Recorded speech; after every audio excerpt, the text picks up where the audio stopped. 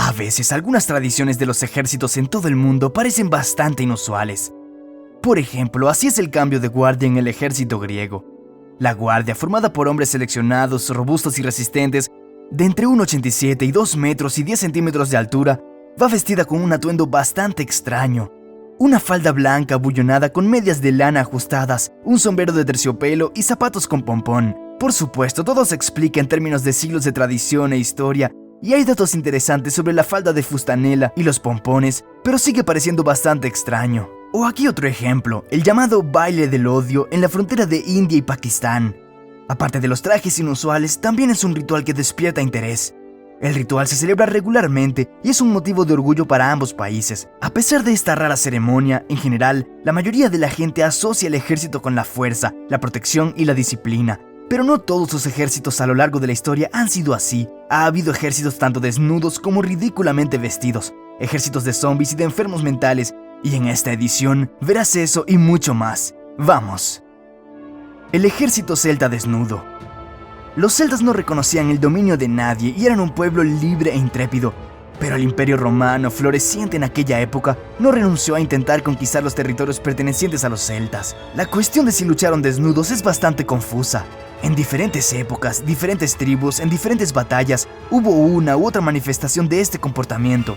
Muchas crónicas romanas escriben sobre esto, pero no solo los celtas, muchos pueblos tienen la tradición de llevar un mínimo de ropa durante la batalla, no necesariamente completa. Por ejemplo, los guerreros se desnudaban hasta la cintura, y eso tenía más o menos el mismo significado. Estar desnudo antes de la batalla era tanto como una muestra de valentía como un susto para el enemigo, y se suponía que aseguraba el apoyo y la comprensión de los dioses, combinado con símbolos mágicos tatuados en su piel. Uno puede imaginarse un caso extremo de cómo era un ejército de guerreros tatuados. También hay una explicación práctica para la desnudez. Al desvestirse, los guerreros ganaban libertad de movimiento. Un hombre desnudo es más difícil de agarrar durante una pelea. Por cierto, los galos son también tribus celtas. Los mismos galos que inspiraron a los franceses en la legendaria serie de cómics y películas sobre Asterix y el gordo Obelix, que, por analogía, se podría decir que desnudos hasta la cintura, con una poción mágica elaborada por un druida, se enfrentan a los romanos dirigidos por César que invadieron Galia. El ejército de la Orden de San Lázaro.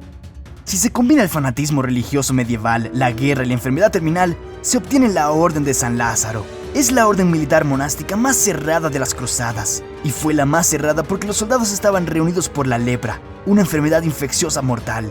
La enfermedad puede provocar terribles cambios en la apariencia de una persona.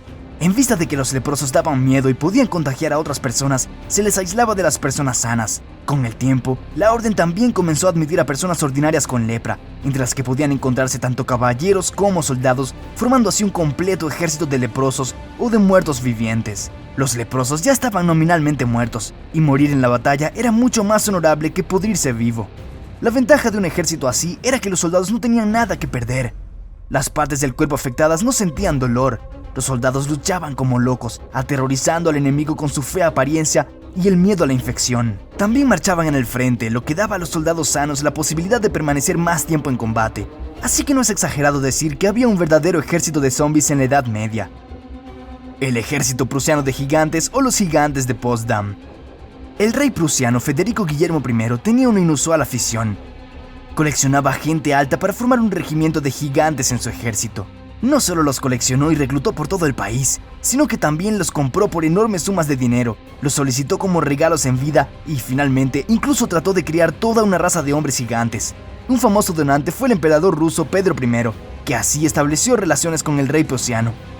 Los salarios de estos soldados dependían precisamente de la estatura, no de la capacidad militar ni el rango. Las Amazonas de Dahomey. No hace mucho, en el siglo XVII, apareció en el reino de Dahomey un ejército de mujeres intrépidas, salvajes y feroces que aterrorizaron a los colonizadores europeos. Los extranjeros las llamaban las Amazonas de Dahomey. Estas mujeres no solo eran feroces guerreras, sino tropas de élite que defendían a su rey durante las batallas más sangrientas y eran consideradas intocables. Decapitar a sus enemigos era su especialidad. Y ciertamente no se trata de un mito. La última amazona de Dahomey que sobrevivió murió no hace mucho tiempo, en 1979, a los 100 años de edad. En el siglo XIX, el ejército amazónico contaba con unas 6.000 mujeres soldado, un tercio de todo el ejército del reino. Durante 2 siglos, estas mujeres tuvieron aterrorizada a toda África. Su entrenamiento militar comenzaba a los 8 años e incluía muchas pruebas de resistencia. Las amazonas no solo eran consideradas intocables, sino que no se les permitía casarse ni tener hijos, y un hombre que tocara a una mujer tan guerrera se enfrentaba a la pena de muerte. El Ejército Fantasma Americano. Durante la Segunda Guerra Mundial surgió en Estados Unidos un batallón ultrasecreto con las artes escénicas como arma preferida. Esta unidad especial reunía bajo su ala a artistas, ingenieros de sonido y otros miembros de la intelectualidad creativa. Entre 1944 y 1945, el Ejército Fantasma preparó y escenificó no menos de 20 misiones.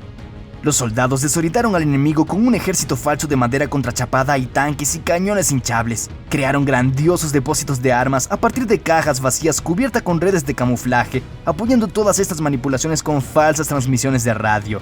Por lo tanto, el enemigo tampoco entendió de dónde venía de repente todo un ejército y tomó decisiones tácticas erróneas, golpeando objetivos equivocados, desperdiciando munición y perdiendo soldados en una guerra con un enemigo que no existía. Como los conjuntos de armas podían moverse rápida y fácilmente, esas tropas de juguete aparecían y desaparecían con la misma rapidez, confundiendo las tropas alemanas. Aunque el ejército americano fantasma fue la primera unidad oficial de este tipo, el arte de desorientar al enemigo existe desde hace mucho tiempo. Un ejemplo de esto es el conocido caballo de Troya.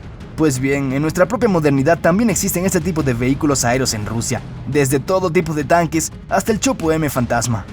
El ejército del Vaticano.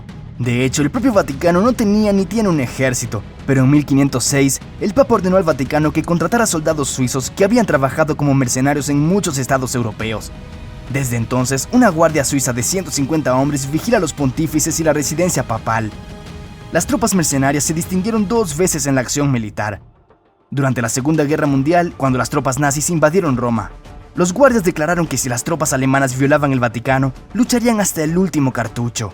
Ni un solo soldado alemán había traspasado la frontera durante la Segunda Guerra Mundial, aunque está claro que no se trataba tanto del valor de los guardias suizos, sino de acuerdos secretos y tratos secretos entre el Vaticano y el Tercer Reich que todavía no son muy publicitados por los historiadores.